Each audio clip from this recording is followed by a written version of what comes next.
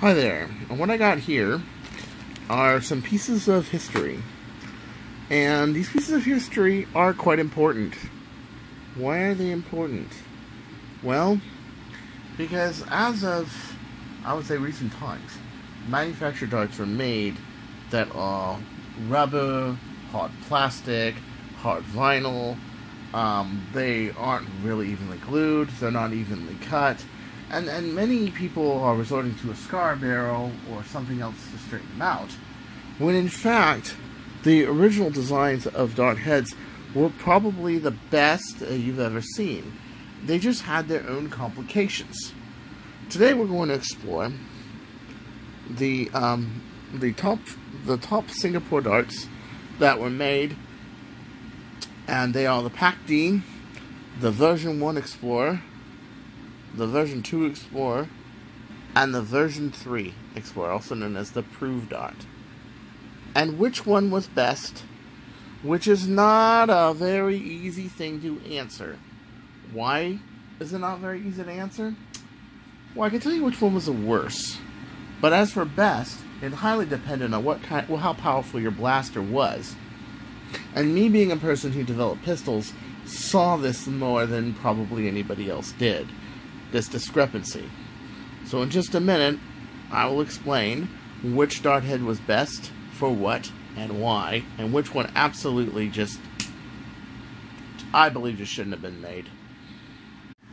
Okay, so long before Hang forgot who friends were, people who buy his magazines and not pack these because he's making a brand new blaster like that one, and that one even has the Explorer mag in it, and he figures he's working with them, so hey, you know what, I'm going to waste $120 USD of my own money when I am a broke person and buy them, that acts like your friend when you meet him, and then when you don't do exactly what he wants, conflicts of interest, he leaves, or is just immature because he doesn't like anybody else working for anyone but him, and tries to censor what you say. Yes, my problems with Hang are those. I was friends with him for a pretty good amount of time. Other than a few personality traits, the guy's pretty smart. He's brilliant, and he's a nice guy. He's a good guy in a lot of respects. He's just got problems like I just described. But don't we all? So he came up with this idea, a good idea, to make dart heads out of silicone. And make them mass-produced, not just molded out of hot glue or made out of cornstarch solution or something else, but make professional molded dart heads. The first one that was made was the Explorer version 1. These are 0.7 grams, and as you can see, the back of it, to give it more center of gravity in the front, the peg, was smaller. Okay? Well, these were good for velocities of, I would say, 130 to 170 feet per second, and then you started to see a lot of unstable behavior. The dart heads look like that on the foam. As you can see, there was a lot of room for the brass or the aluminum not to hit the dart. This was pretty good, but then Pac-D made their version. Now, here's the problem, is that this started a really big debate. Because the person who worked with Pac-D and worked with him worked together. And although the magazine was almost a complete copy of the Explorer magazine, as a matter of fact, they're identical with the exception of the material that is used. The material on the Explorer mag is urethane resin. The material on a Pac-D is polyethylene. The heads are different. Now, these heads were 1 gram. They were ribbed, and they were nice.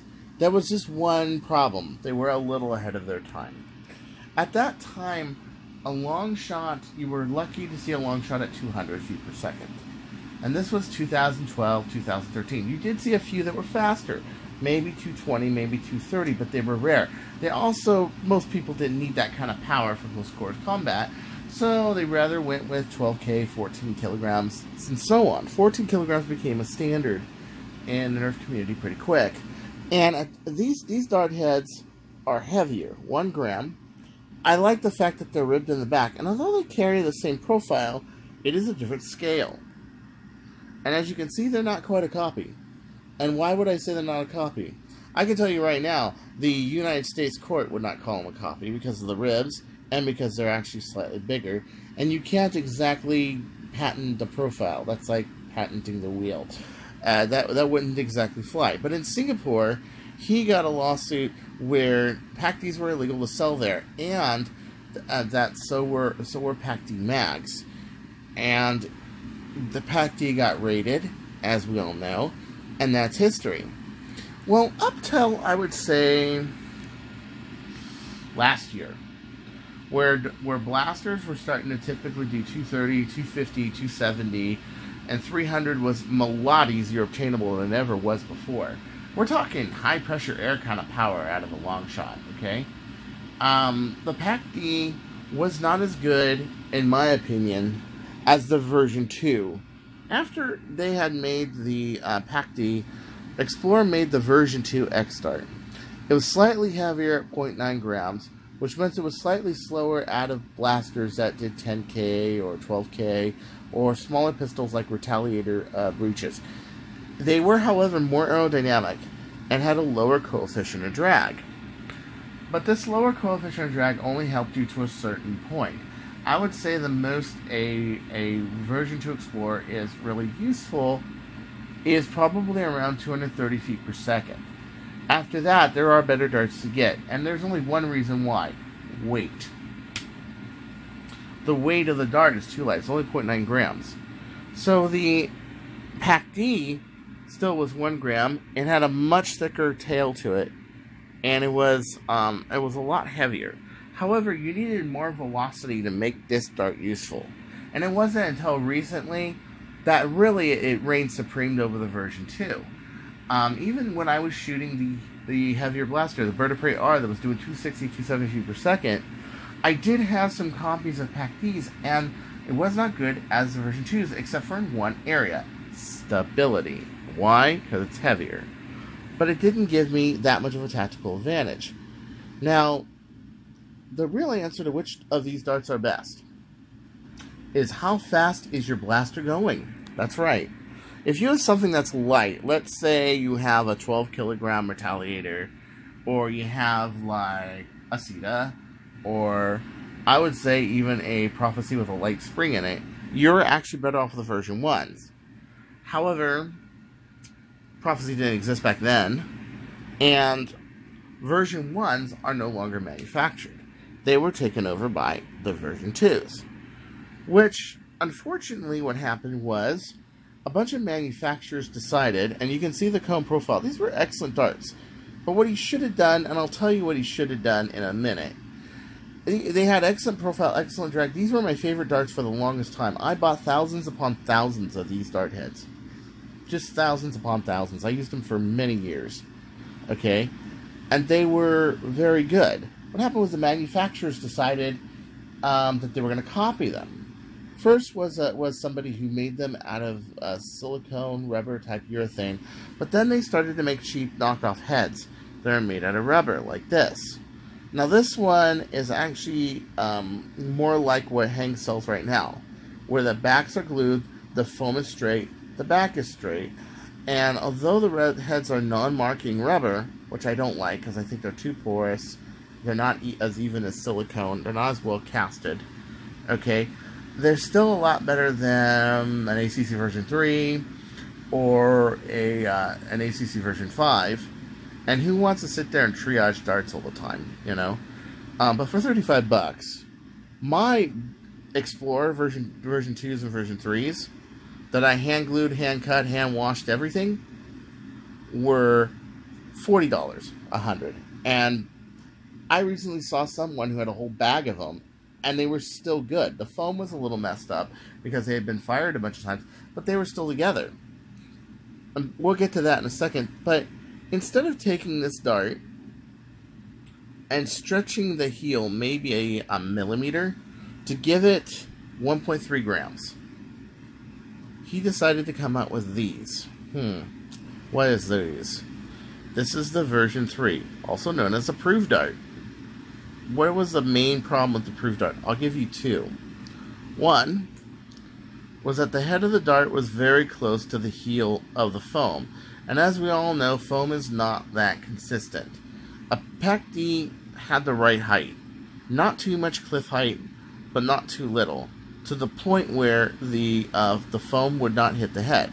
But oftentimes when people made these darts, they were too close to the foam. Worker ended up copying these at one point, and they were not.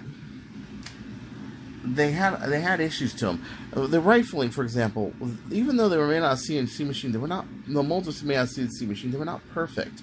And what would end up happening is if the air hit, let's say this part of the dart and this part of the dart. So if this was at 90 degrees, let's say the flat part, it would fly straight.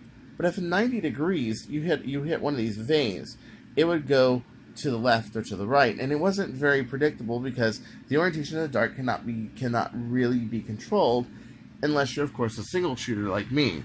But even then, I found the practice highly annoying.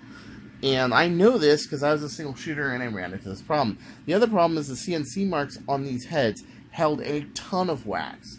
I had dart heads inside of the soap solution for over a month. It delayed many of my orders, and not only that, it was very hard to get the wax off the surface. On these, he decided to give it a little bit of a rib that would give it another surface that would hold the glue better.